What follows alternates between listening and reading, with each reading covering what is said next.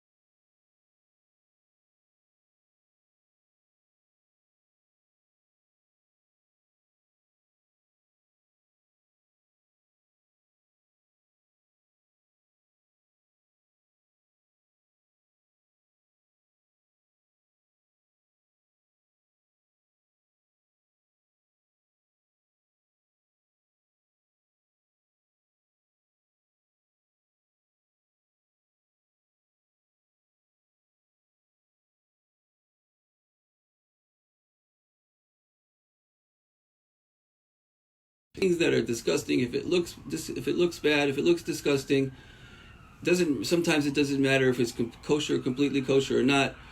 We as Jews don't involve ourselves in things that are disgusting, and in order to keep ourselves holy, and that's from the mitzvah of Bal Teshaktu.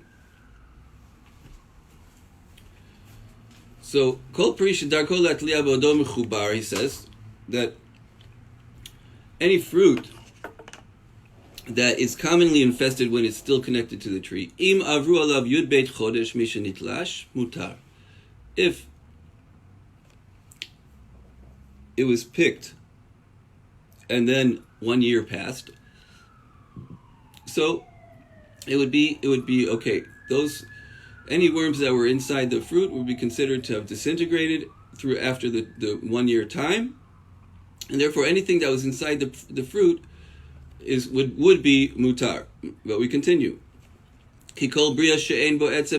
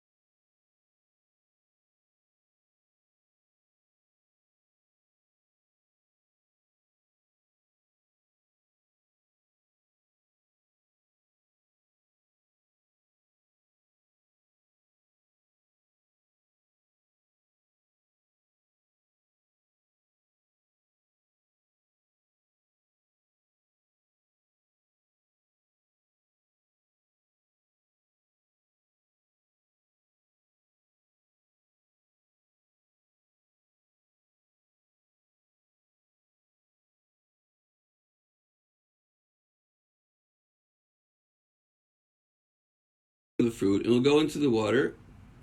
It will rise to the top, and then you throw those out. Continues the kitzur. So now we're switching over to those are fruits. That's an apple. Let's say you want to eat the apple.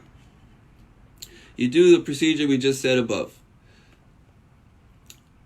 But if you want to cook the fruit, cooking requires a little more.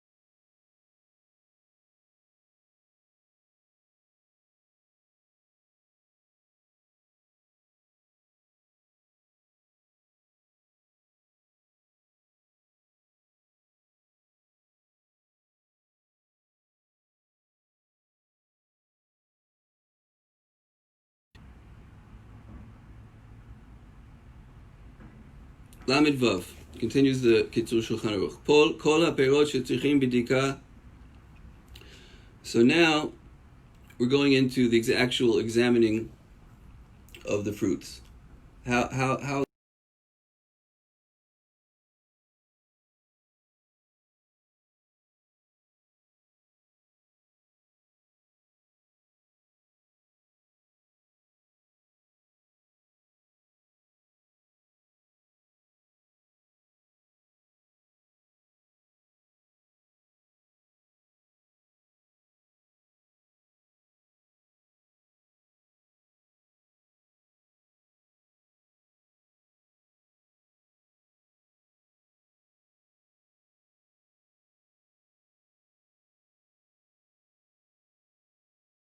fruit, any irregular fruits that require to be inspected. Tzarich liftoach kol achat ve'achat ulashlich et hagarenim leman yuchal levadkam yafe yafe.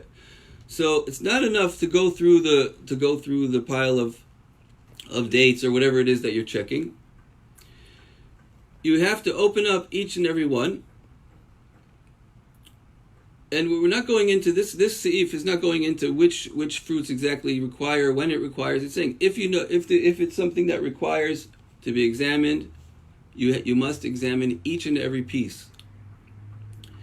And you have to open up every piece. So let's say if it's a date or something with they have a garein in the middle, they have a big seed in the middle. So you have to open up the date completely. You have to open each one. You have to take out the seed, throw away the seed. In order, how can you check it if this is a seed in there? Take out the seed, and there's other things. You put it up to a light. You put it up to you see, look through it through the light. You examine it very carefully, each and every date, each and every fruit that requires a bedika. You have to check each and every one, and you have to take out the seed. And what if you're using the date? What if you're using this? You're making some kind of jelly. So what if you're making jelly and you forgot, you didn't check it so well? So in those cases, so it says you have to be very careful. Why?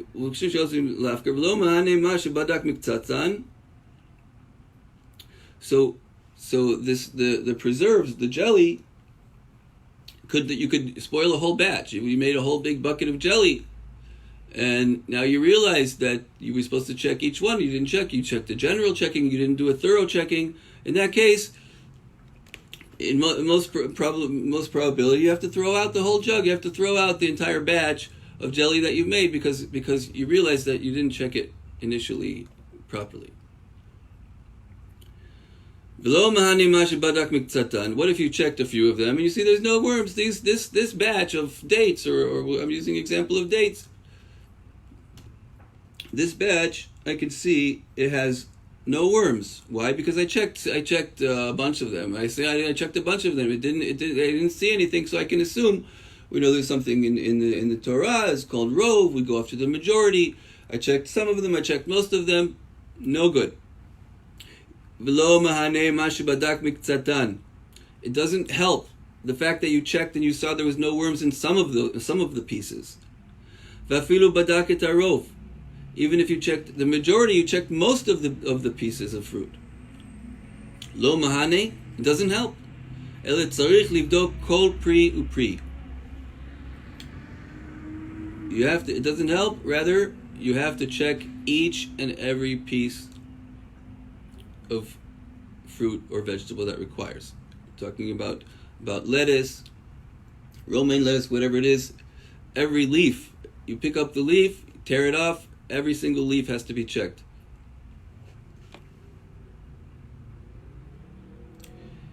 So it's interesting. Why wouldn't we rely on rov?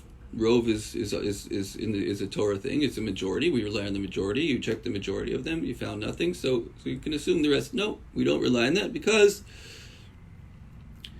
the infestation of worms into fruits and vegetables is so common. There's so much of it that we can't rely on checking the majority. You have to check each and every one.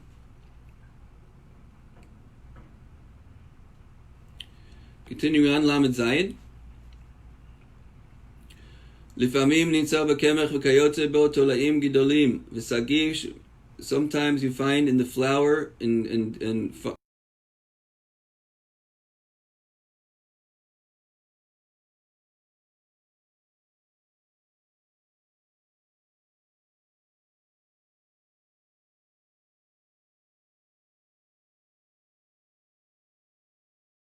will get stuck in the strainer. Those can be strained.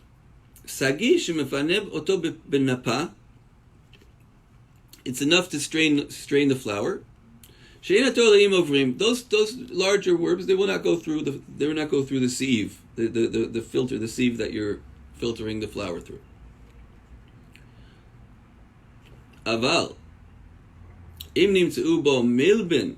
That's mites. If you found mites, lo mahani anapa. So if you found mites in the flour, they're not only the large worms. You have these tiny, tiny little mites. That are very, very tiny worms. Those are not. The sieve is not okay. You can't just filter that flour through a sieve. So that would be a problem. How do you probably would have to throw it out? How would you clean out the whole thing of a flour of mites? Before we were talking about vinegar and filtering vinegar with a cloth, using a cloth as a filter. But this is kemach, so there's not really nothing you can do. You would have to discard the flour if it had mites in it. What if you have wheat? It's not flour yet. It's a bag of wheat. So,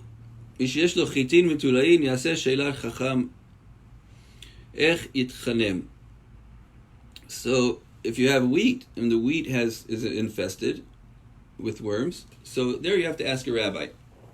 It's saying, ask the rabbi how to grind them, how to grind them. So, if in wheat they say if it's heavily infested, if it has a lot of, you find a lot of worms in the wheat, so then that should be you shouldn't use it. You should not use that wheat. But if it's only mildly infested, that means you have only a little bit. Oh, you found only a small amount of these tolaim, these worms inside in the bag of wheat. So then, in some cases, certain conditions, you would be allowed to grind up the whole thing, and you can grind it all up and use it. Again, this has to be done under the supervision of a rabbi. And this halachot of grinding up something that contains insects or worms is discussed in the Shulchan Aruch.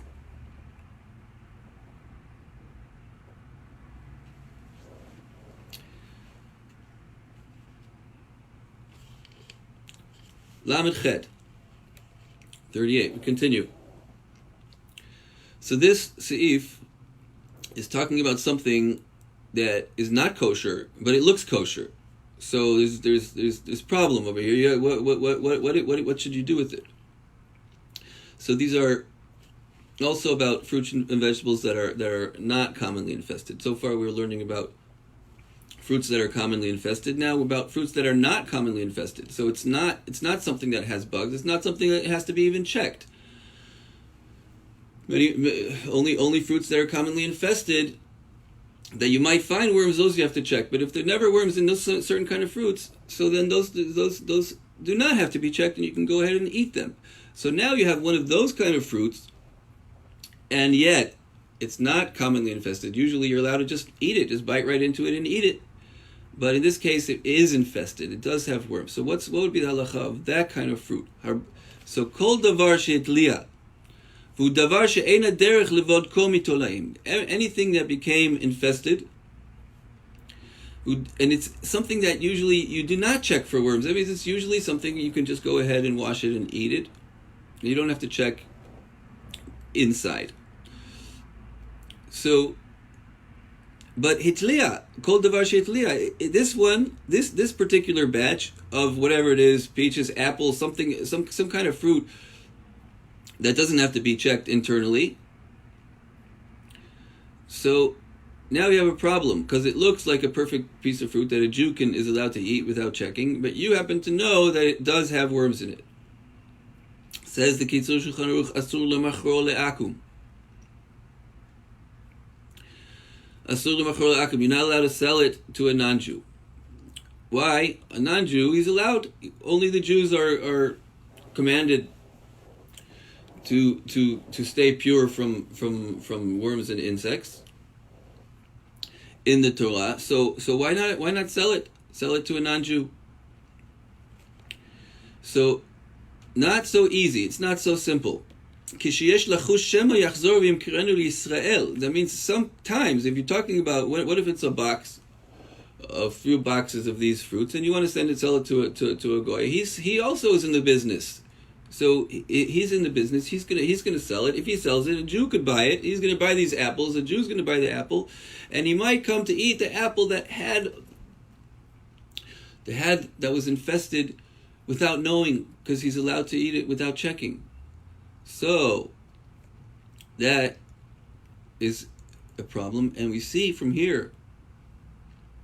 We see how careful that the halacha went to protect a Jew from b'shogeg, from inherently eating an insect without even knowing it. He bought it and he's eating something he doesn't have to check, but he might come to eat by mistake one worm. So we say, throw out the batch. Don't sell it to an akum. Don't sell it to a non-Jew. He might sell it to a Jew, and the Jew might come to eat this one little worm, even one little worm. So discard it.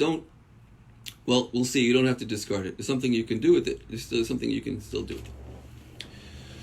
Umutar lasot mimenu yain saraf. Yain saraf.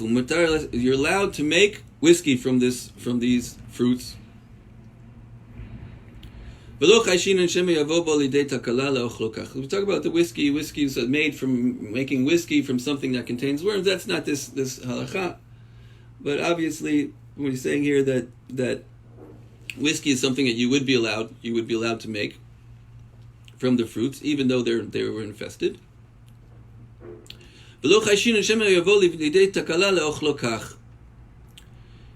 But what about the fruits are still here? They're in my kitchen. I'm going to make whiskey from it. Okay, I'm not going to sell it to a non-Jew, so we shouldn't sell it to a Jew that should come to eat the worm. I'm going to make whiskey from it. But now I have the fruits in my drawer in my kitchen. So how am I going to know these apples from any other apples? So that's also a problem. Says the Kitzur Lo Chashin, and we don't worry that he's going to come and he's going to eat it like that. Why? Because they explain he knows about it. He knows that these apples are infested. He'll take care of it. He'll put it in a special bag and he'll mark it and he'll make sure. But the other Jew who was unwittingly, he doesn't even know he just bought an apple. That we were very careful of. But this guy, he knows that these apples should be whatever this is. These fruits that are infested, that he's going to make whiskey from. He's allowed to keep it around, but not for a long time. You can't keep it around for so long. You have to make the whiskey soon, so that you shouldn't come to make any mistake, or maybe somebody else.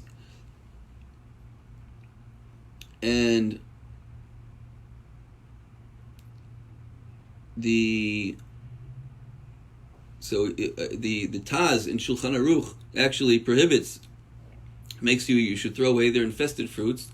No making whiskey from it. Throw it out, because if it's going to be in your house, somebody's going to come to eat it. Maybe you'll make a mistake. You might make a mistake. Maybe not you. Maybe somebody else will make a mistake. Who knows?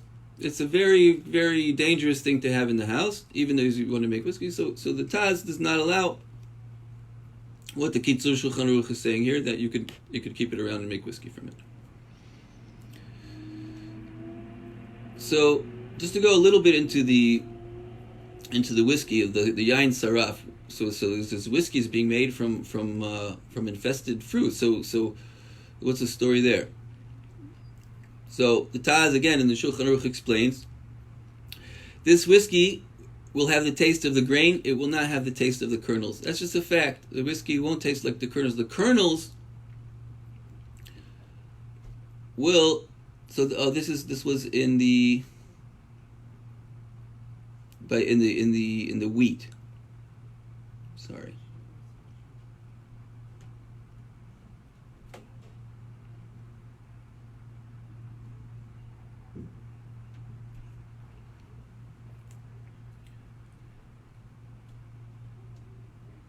So there's a whole discussion about the whiskey and how you're allowed to make whiskey from this infested fruits. We're not going to go into it now, but they say the whiskey will end up tasting. It won't be noticeable, and so on and so forth. So there's an interesting halacha, but we're going to continue on.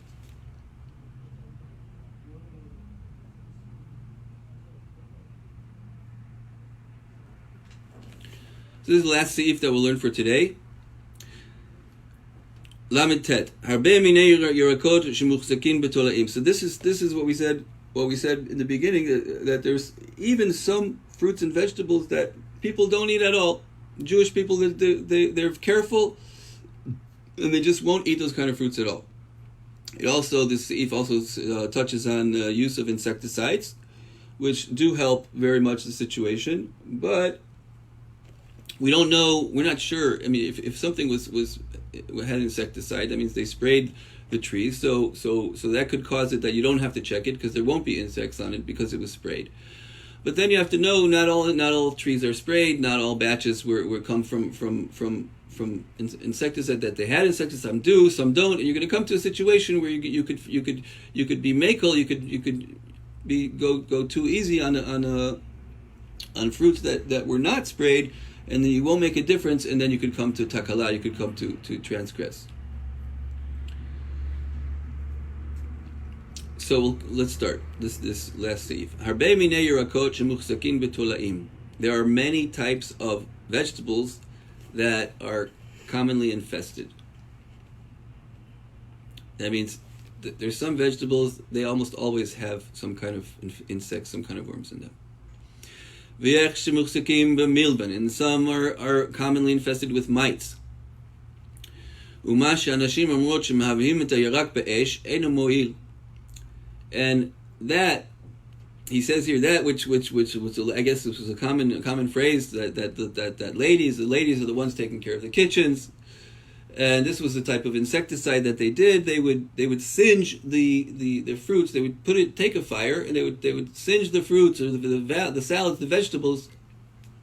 These vegetable yerakot, the vegetables, they would singe them in fire, and that would kill any insects and remove any insects that are found on the vegetables. He says eino mo'il. That does not help. So we'll go into this a little bit more. So that's what we said. The why doesn't it help? So this would be the example of pesticide or of insecticide that they sprayed the trees, and there wouldn't be. So like we said, you don't know which batches were sprayed and which wasn't. It doesn't say if it was sprayed or not. And mostly, let's say even if 80%, 90, however many percent in the grocery store they are sprayed, still there are going to be some that are not. So he says eino mo'il. You can't rely on these kind of things of spraying or singeing and removing the insects like that. So everything has to be checked thoroughly. V'yesh minei perot v'chein minei yerakot, and there are some fruits and some vegetables shemuchzakim kol kach betolaim, that they have so much. They have so much of these worms in them. Achikimat ifshar lebadkan. Those you can't even check them. So either they have a large amount of the worms in them, and they're so infested that you try to clean them out, you can't even clean out all the worms. Or there's some vegetables like broccoli, like cauliflower. There's figs. So, there are people that don't eat any of those three things that I just said. I know people that they won't eat cauliflower, they won't eat broccoli, they won't eat figs. The whole broccoli. How would you find it? How would you even begin to start searching a broccoli for a tiny little worm that's almost microscopic? How would you? So there are ways. There you could soak them. You could soak in vinegar. You soak them in salt water. There are ways to kasher these things. But he says here, "V'ra'ui l'chol yirei shamayim shelo le'achlan klal." This is the Kitzur Shulchan Aruch is saying. It's fitting for anyone who fears God to avoid these kind of vegetables completely. I gave a few examples, but there are other examples, and so this is a very this shows how far the Isur goes, that for these types of vegetables that they're nearly impossible to check. They could be somehow cleaned. but the possibility of any remaining insects in some types of vegetables, like we just said, it's nearly impossible to remove. Therefore, it's the best thing for a person to do is say, I don't need it. I'll eat something else instead. I'm not taking from the broccoli today.